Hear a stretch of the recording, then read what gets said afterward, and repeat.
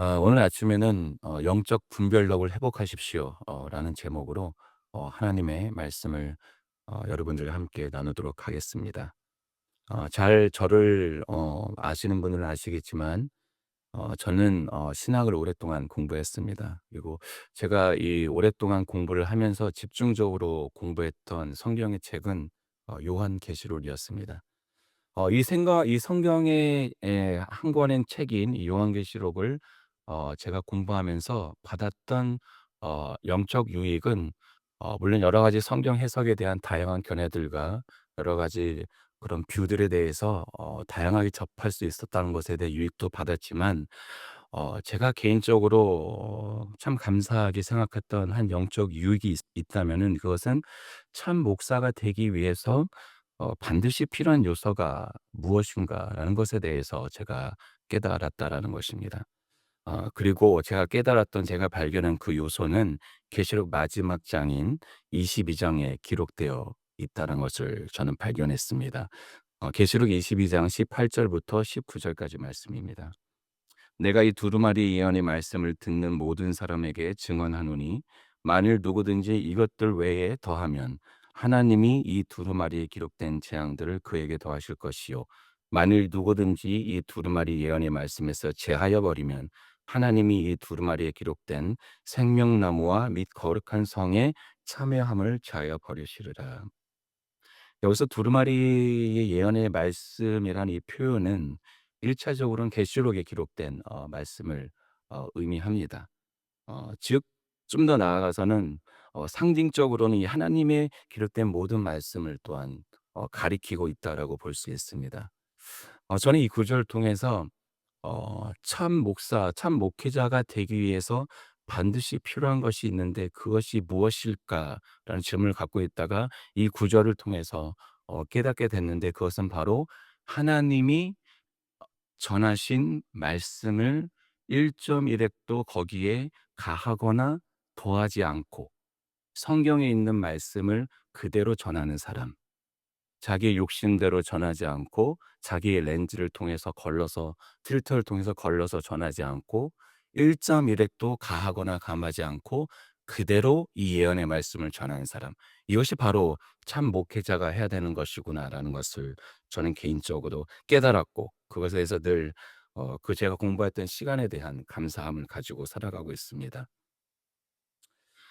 방금 읽어드린 이 말씀 구절 중 18 절에는 이 두루마리 예언의 말씀이라는 표현이 등장하는데, 이 표현을 통해서 우리가 유추해 볼 수 있는 한 가지 사실은, 사도 요한은 이 요한계시록을 기록하면서 자신을 그냥 사도라고만 인식한 것이 아니라 선지자라고 인식하고 있었다라는 것입니다.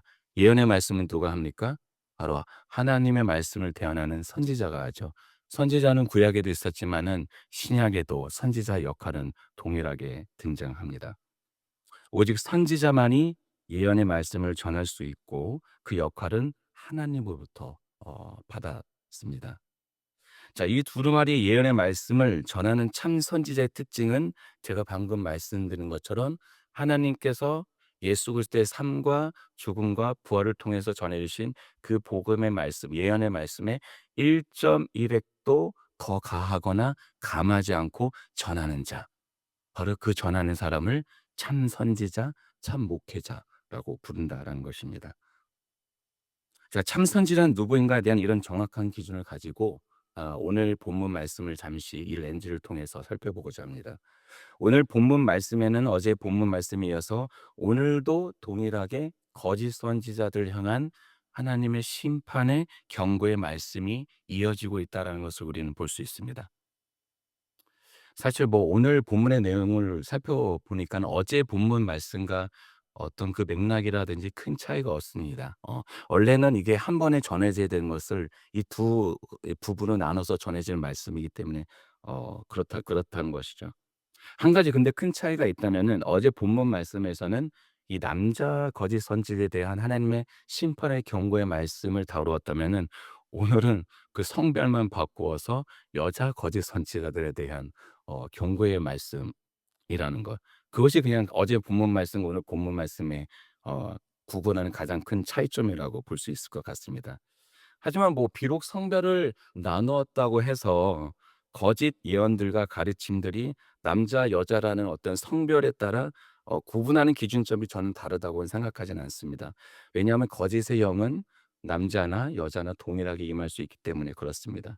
그렇기 때문에 오늘은 뭐 특별히 여자 거짓 선지자라는 표현을 쓰기보다는 그냥 거짓 선지자라는 표현을 써서 통칭하면서 오늘 본문 말씀을 전하고자 합니다. 자, 오늘 본문에서는 거짓 선지자들에 대한 특징, 어제 본문 말씀에 의해서 오늘도 여러 가지 거짓 선지자들은 누구인가에 대해서 이야기하고 있습니다. 먼저 17절을 보게 되면 거짓 선지자의 특징은 어 자기 마음대로 예언하는 자들 어 이라고 설명하고 있습니다. 영어로는 out of their own imagination. 자신이 상상한 대로, 자신이 생각한 대로 전하는 사람들. 그것이 바로 거짓 선지자의 특징 중 하나라고 이야기하고 있습니다. 자기가 생각하는 대로, 상상하는 대로 자기 마음에 어떤 생각이 들면 그대로 전하는 그런 사람들. 거짓 선지자의 특징이라고 얘기하고 있죠. 자, 좀 더 자세히 설명하자면은 하나님의 말씀을 대언한다고 하면서 실상은 자신이 하고 싶은 말을 하는 사람들. 그리고 그것이 자기 마음대로 예언한다리 많이 지는 의미라고 볼 수 있습니다. 즉 어제 황 목사님이 말씀하셨던 것 같이 그 예언의 소스, 예언의 출처가 하나님이 아니라 바로 자기 자신의 생각과 마음에서 나온다라는 것이죠. 이런 거짓 선지를 알아보기 힘든 이유가 있다면은 겉으로는 이 거짓 선지자와 참 선지자를 구분하기가 표면적으로 매우 어렵다라는 것입니다. 하나님께서 에스라에게 또 다른 선지자들에게 예언의 말씀을 주실 때마다 등장하는 단골 표현이 있는데 혹시 뭔지 기억하시나요? 바로 하나님의 말씀이 누구에게 임하였더라. 그리고 나서 이제 선지자가 예언을 하지 않습니까? 근데 문제는 거짓 선지자들도 하나님의 말씀이 나에게 임했다라는 표현을 똑같이 쓴다라는 것입니다. 거짓 선지자들도 비슷한 패턴의 표현을 사용한다는 것이죠. 13장 6절 7절을 보게 되면 거짓 선지자들도 참 선지자와 마찬가지로 여호와께서 나에게 말씀하셨다라고 말하며 예언을 했다고 기록을 하고 있는 것을 볼 수 있습니다. 자, 참 선지자, 거짓 선지자. 이쪽도 하나님께서 나에게 말씀을 주셨다. 저쪽도 하나님께서 나에게 말씀을 주셨다. 라는 말을 들으면 여러분들께서는 그 당시에 구분할 수 혹시 있으셨겠습니까? 우리가 정말 조심해야 될 것은 마귀조차도 하나님의 말씀을 인용해서 사용해서 우리를 시험하고 넘어뜨릴 수 있다라는 것입니다. 마태복음 4장을 가서 보게 되면은 예수님께서 광야에서 마귀에게 시험을 공생애를 시작하기 전에 광야에서 마귀에게 3번 시험 당하는 장면이 등장합니다.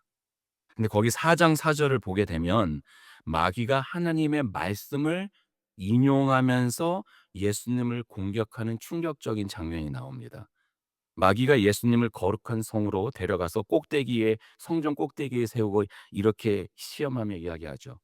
내가 만일 하나님의 아들이어든 뛰어내리라 기록되었으되 그가 너를 위해서 그의 사자들을 명령하셔서 너를 받들어 발이 돌에 부딪히지 않게 할 것이다 라고 말하는 것을 볼 수 있습니다. 충격적인 것은 마귀 사탄이 인용한 이 말씀이 시편 91편 11절에서 12절까지의 말씀이라는 겁니다. 무엇을 알 수 있을까요? 우리가 이 사실을 통해서 바로 마귀 사탄도 하나님의 말씀을 사용한다는 것입니다. 예수님만 사용한 것이 아니라 그리스도만 사용한 것이 아니라 마귀 사탄도 하나님의 말씀을 인용한다는 것이죠. 사용한다. 근데 그것을 살짝 비틀어서 사용합니다. 이 말을 들은 예수님께서 이렇게 얘기하시죠. 주 너의 하나님을 시험하지 말라 하였느니라. 신명기 6장 16절 말씀입니다. 이 장면이 우리에게 울리고 있는 경종이 있다면은 그것은 하나님의 말씀이 생명을 살리는 곳에 사용되기도 하지만 이 말씀을 잘못 사용함으로 인해서 영혼을 사용하기 위한 덫으로도 마귀가 사용할 수 있다라는 것입니다. 그런데 마귀가 사용할 때는 하나님의 말씀을 살짝 비틀어서 마귀가 옛 뱀이 어 그 에덴 동산에서 하와를 꼬드겨서 선악과를 먹게 할 때 뭐라고 합니까? 정령 하나님이 내게 그렇게 하라고 말씀하시더냐. 그것을 한번 비틀어 준 거죠. 정말 웬만한 영적 분별력이 갖고 있지 않고는 둘 다 하나님의 말씀으로 우리가 이해할 수 있다라는 것입니다. 무서운 경고죠. 거짓 선지자들에게 그러므로 18 절에서 하나님께서 이렇게 경고하고 계십니다. "너희가 어찌하여 내 백성의 영혼을 사냥하면서 자기를 위해서는 영혼을 살리려 하느냐." 20 절을 보면 비슷한 표현이 등장하죠. "너희가 새를 사냥하듯 영혼들을 사냥하는도다."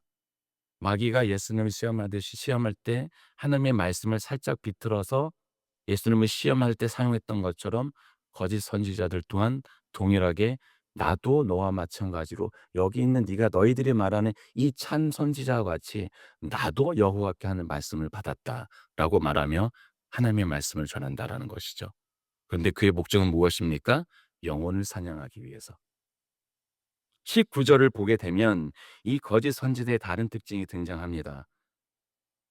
살펴보게 되면 두어 움큼 보리와 두어 조각 떡을 위하여 하나님을 자신의 백성들에게 욕되게 하는 자들이라고 설명하고 있습니다. 자, 이들은 하나님이 주신 소명을 따라 말씀을 전하는 것이 아니라 자신을 위한 물질적 보상을 위해서 하나님의 말씀을 사용하는 자들이다. 하나님의 말씀을 팔아먹고 자신의 이익을 위해서 사람을 속이고 그 영혼을 해치며 하나님의 이름을 가볍게 취급하는 자들. 그것이 바로 거짓 선지자들이라고 이야기하고 있습니다. 자, 하나님의 이름을 사용할 때는 오직 그분이 전하라고 하신 말씀을 1.1핵도 가하거나 감하지 않고 온전히 전해진 그대로의 진리를 하나님 이름으로 전해야 되는데 그들은 하나님의 이름을 들먹이면서 그것을 하나님의 뜻인 양 말함으로써 하나님의 백성들 앞에서 그분의 이름을 욕되게 하고 명예를 훼손하는 자들, 그들이 바로 거짓 선지자라고 의미합니다. 명예훼손죄에 걸립니다. 하나님의 이름을 함부로 사용하는 자들. 이는 10계명 중 제3계명인 너는 하나님의 이름을 망령되이 일컫지 말라라는 이 계명을 위반하는 반역죄로도 볼 수 있습니다. 22절 또 보게 되면 이 거짓 선지자의 또 다른 특징이 묘사되고 있는 것을 우리가 볼 수 있게 됩니다. 거짓 선지자의 잘하는 것들 중 하나는 의인의 마음을 너희가 거짓말로 근심하게 하며 너희가 또 악인의 손을 굳게 하여 그 악한 길에서 돌이켜 떠나 삶을 얻지 못하게 하는 것이다. 이것이 또한 거짓 선지자들의 특징 중 하나라고 오늘 본문 말씀을 이야기하고 있습니다. 자, 여기서 의인이란 누구죠? 의인이란 하나님을 믿고 의지하며 그분의 뜻대로만 살고자 몸부림치며 애쓰는 자들을, 그 사람들이 바로 의인들입니다. 이런 의인들에게 거짓 선지자는 어떤 일들을 한다고 하죠? 거짓말을 해서 그들을 근심하게 만든다. 라고 말하고 있습니다. 이 말의 뜻은 하나님의 뜻대로 이미 살려고 이미 애쓰고 있고 열심을 다하고 살고 있는 자들인데 그들에게 근거가 없는 정죄나 거짓 경고를 줘서 그들의 믿음을 무너뜨리고 낙심하게 만든다라는 것입니다. 예를 들면 이런 겁니다. 어느 성도가 경제적으로 어렵지만 나름 열심히 교회에 봉사하며 살고 있는 어 어 다른 성도에게, 경제적으로 어렵지만 열심히 봉사하며 살고 있는 다른 성도에게 과도한 헌신을 요구하면서 다음과 같이 정죄를 합니다.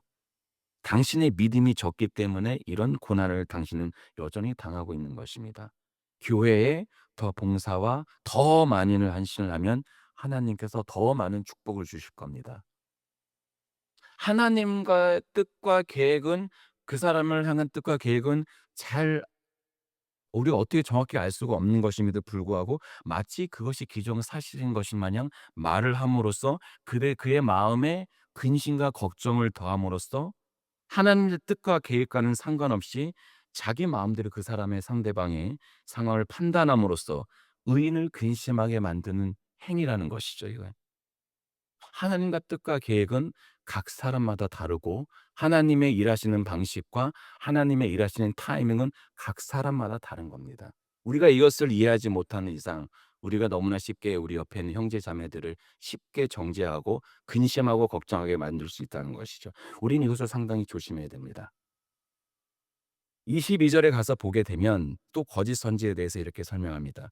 악인의 손을 굳게 하여 그 악한 길에서 돌이켜 떠나 삶을 얻지 못하게 한다.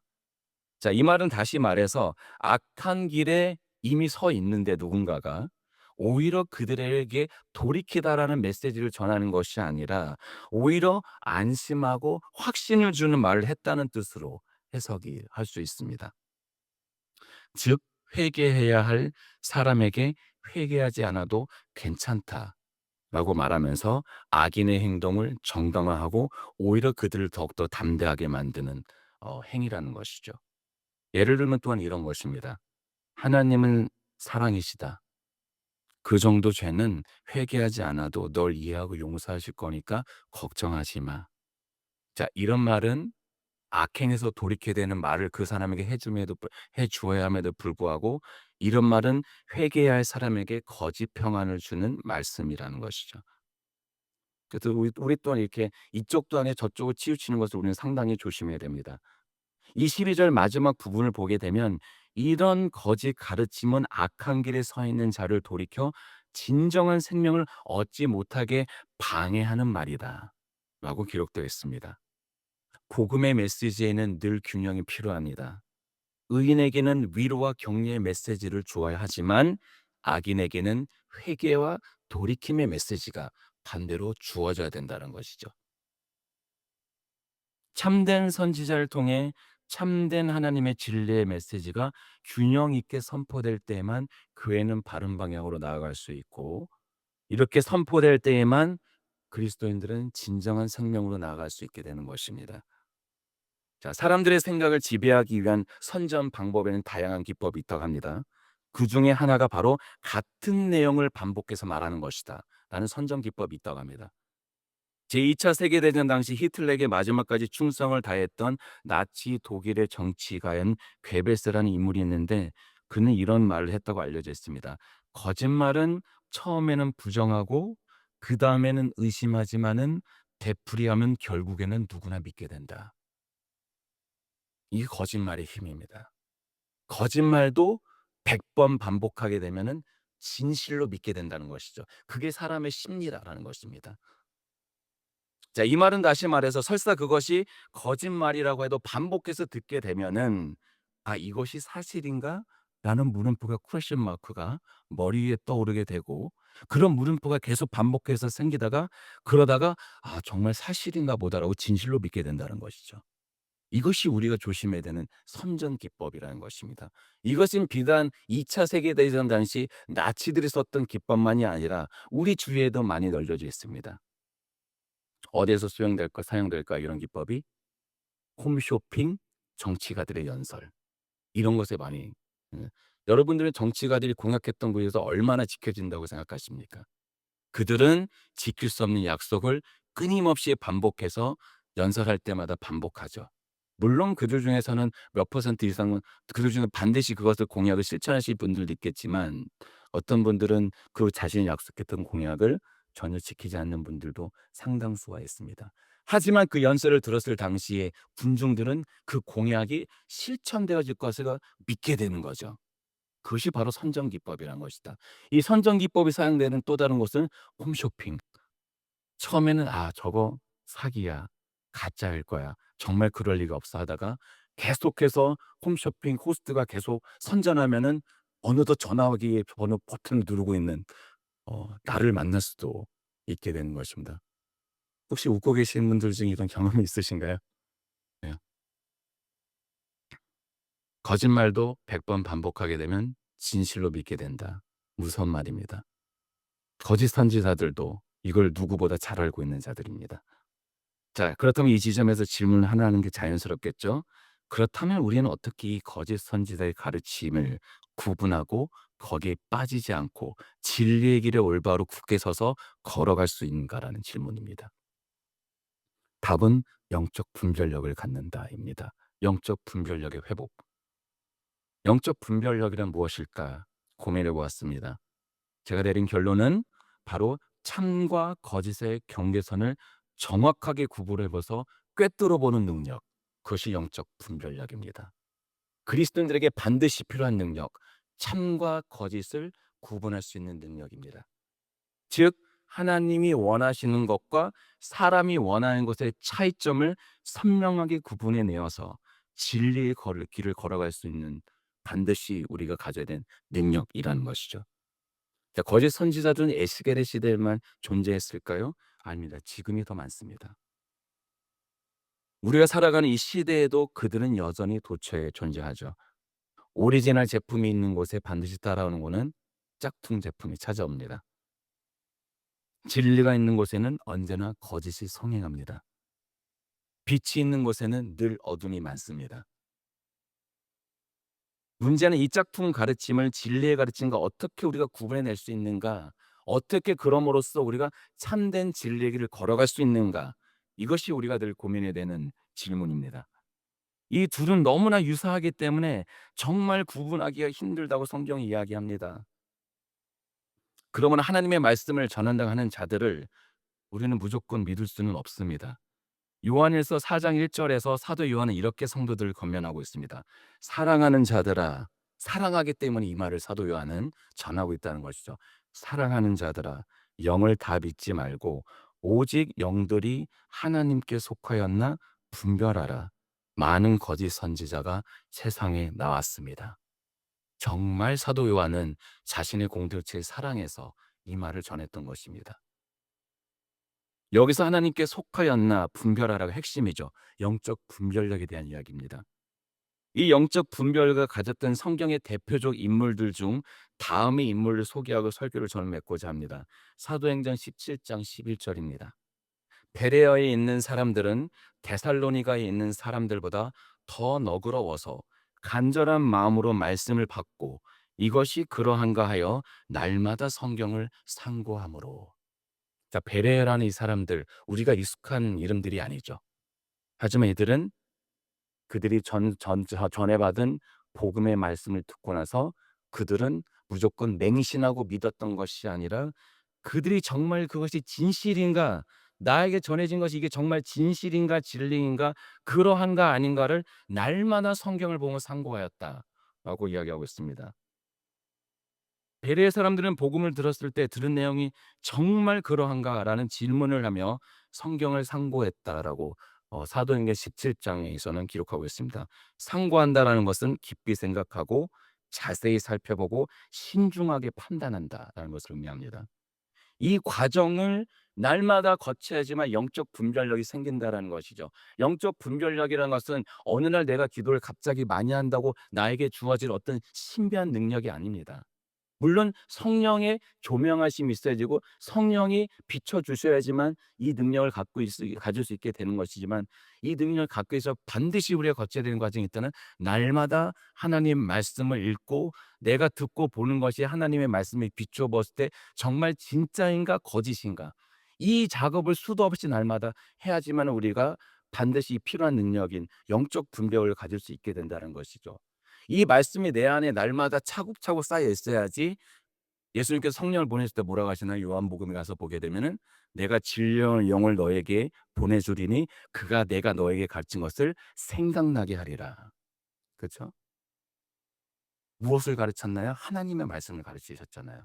하나님의 말씀이 내 안에 있을 때 성령님이 그것을 바탕으로 해서 내 삶에 조명을 해주실 때 비로소 참과 거짓이 무엇인지를 우리가 분별할 수 있게 된다라는 것이죠.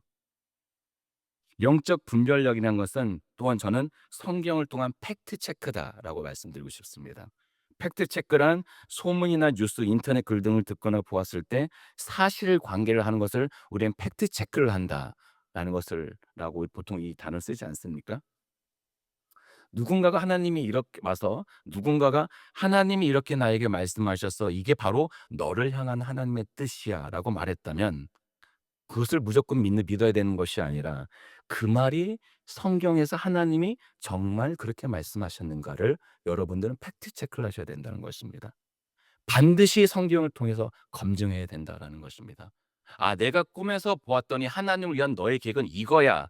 그런데 그게 정말 성경에서 말하는 하나님의 성품에 맞는 것인지, 성경에 기록되어 있는 것인지를 팩트 체크를 하셔야 된다는 것입니다. 영적 분별력은 그렇게 위해서 생겨난다는 것이죠.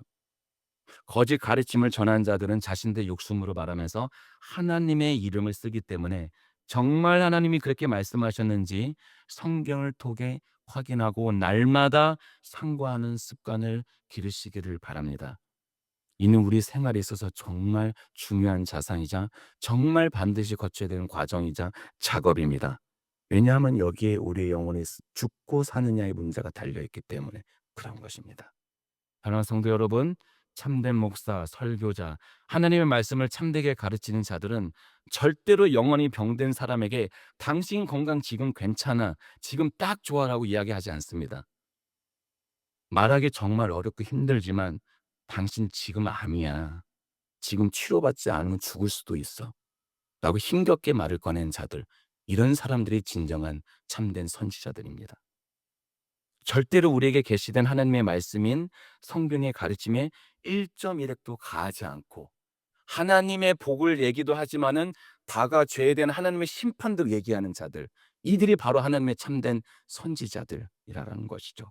1.1획도 가하거나 더하지 않고 자기의 원하는 부분만 확대해서 그것만 전하지 않는 자들.